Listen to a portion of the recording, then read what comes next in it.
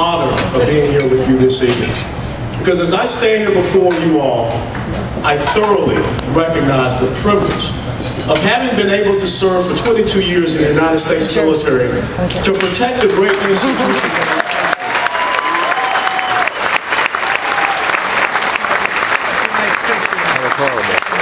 But now having the privilege of serving inside one of those institutions that I took an oath to support and defend, and that's the United States House of Representatives. That is the people's house.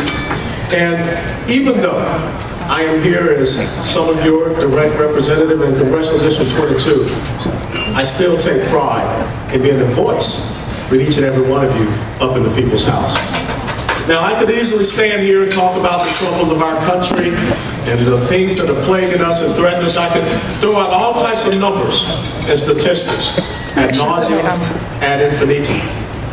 But the gathering for which we have assembled here today is to remember a president who bound us together as a union at a critical time. And that was Abraham Lincoln. However, the theme for this evening is to pay tribute to the centennial of a modern-day president who restored our pride, and that was Ronald Wilson Reagan.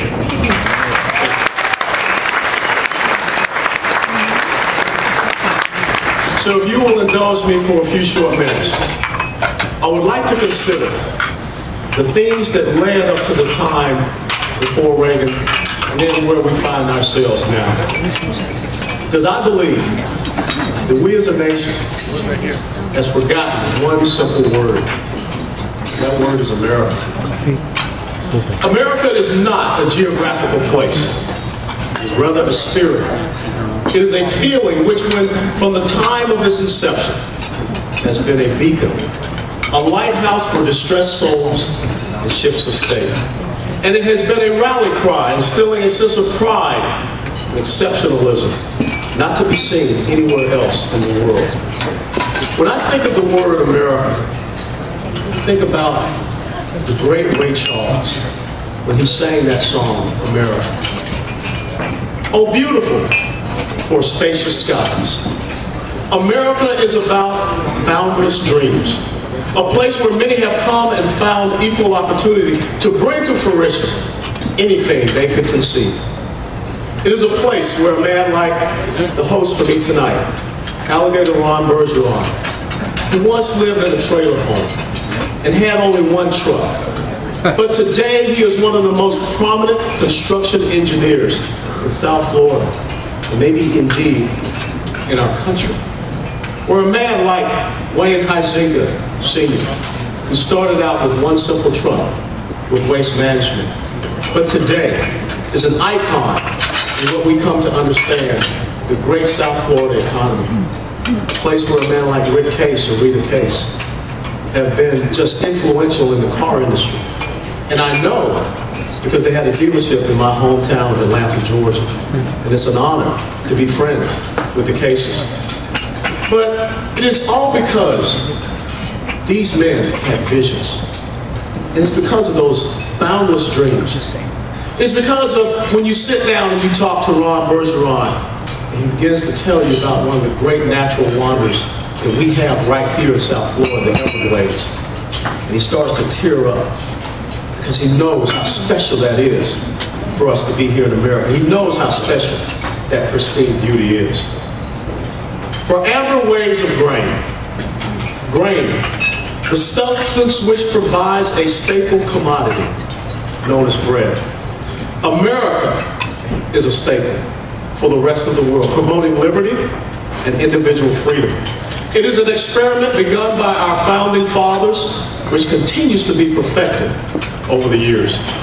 As with the beauty of a light wind blowing across those fields of gold, across those plains, so does that feeling of freedom breathe hope and promise all across this great land.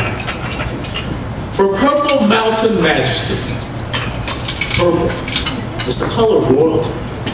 And when we understand what America is, we are emboldened with a pride which causes us to walk as kings and as queens. In ancient Rome, the soldiers of the Legion wore red cloaks. However, trusted guardians of Caesar The Praetorian Guard wore purple cloaks to distinguish themselves as more honorable amongst the rest of the Roman army. So are we as Americans. Our everyday guardians, the men and women who don our military uniforms, stand as majestic mountains, providing a wall to protect our republic. Once upon a time, China once built a great wall. But here in America, our great wall is that mountain majesty that we call the defenders of our freedom.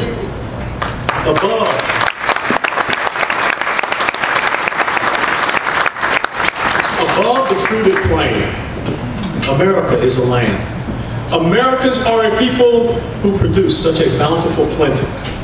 For no place else in the world will you find the achievements that have been brought forth in the United States of America in 234 short years. That's a bountiful plenty. When fertilized with the understanding of our constitutional republic's fundamental principles, we are that fruited plain. We are that brilliant array of fruits and vegetables, ripe, succulent, and delicious. Many of our forefathers and foremothers dreamed of that fruited plain and saw it when they left their homes and landed on these shores. And even for those who were brought here under circumstances of enslavement and servitude, the words, in order to form a more perfect union, ring true as we now walk among that fruited plain. E pluribus unum. America, America, God shed His grace on thee. We are a people. We are a people endowed with inalienable rights, not from man, but from a Creator. Life, liberty, and the pursuit of happiness. And we must understand that there is no such thing as a guarantee of happiness. But this great nation and its opportunities that it provides allows each and every one of us to have that pursuit of happiness. We are a nation whose motto is "In God we trust." The words inscribed over the Speaker's rostrum in the United States House of Representatives, truly the people's house. And crown thy good with brotherhood from sea to shining sea. Alexis de Tocqueville stated in his book, Democracy in America, Americans rightly think their patriotism is a sort of religion, strengthened by practical service. Governor Scott talked about the Tea Party movement, and of course a lot of people try to castigate the Tea Party movement in some negative term. I think it's one of the greatest stories of the 21st century, that the American people are now starting to remember what it means to be a patriot, what it means to sit down and read those documents that make us who we are, the Declaration of Independence, the Federalist Papers, our United States Constitution, what it means to go back and study what got us to where we are through all the trials and tribulations, what it means truly to live in this great nation. When we truly realize and recognize and accept and inculcate this spirit, which is America, we are strong. But when America is weak, when America displays weakness, the rest of the world is confused because they look to us. De Tocqueville also stated, when he traveled through America, on my arrival in the United States, I was struck by the degree of ability among the governed and the lack of it among the governing. Plato once mused, those who fail to participate in politics shall be governed by their inferiors.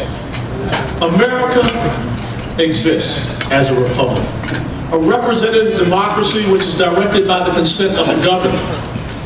We cannot forget that establishing premise of America. If we believe that the role of government is to sue sovereign states, or even tell the governor of a state that he must accept something, then we lose our fundamental raison d'etre, our reason for existence.